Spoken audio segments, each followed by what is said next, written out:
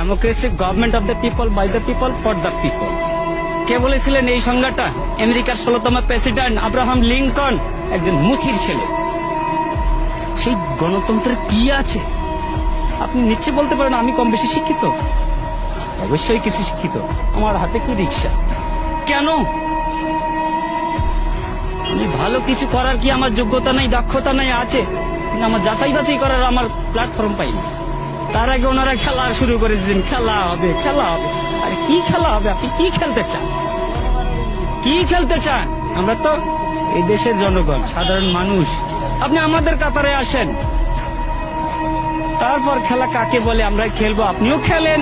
দেশ স্বাধীন হয়েছে, এই স্বাধীনতার দলিলটা কার কাছে আছে?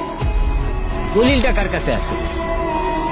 ওই বলেছিলেন না, ভুট্টো সাহেব বলেছিলেন, যাও তোমার দিল্লির পূর্বদের কাছে যাও। সেই দিল্লির পূর্বদের কাছেই আছে, যে কারণে তোমার ওই মাসি পিসি সম্পর্কটা।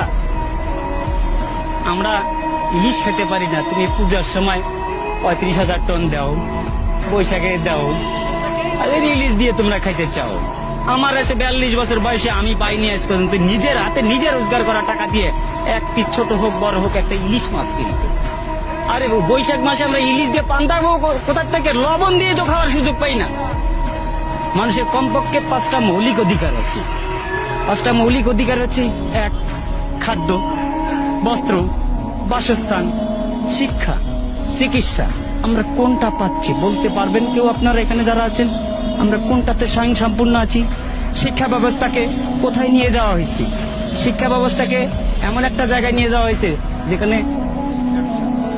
ব্যবসা তো আছেই, কিন্তু শিক্ষা ব্যবস্থা, আগামীকাল থেকে পরীক্ষা আছে কিছু কিছু জায়গায়। আমার ছেলের জন্য আমি পরীক্ষার ফিস পাঠাই দিছি এই রিক্সা চালিয়ে।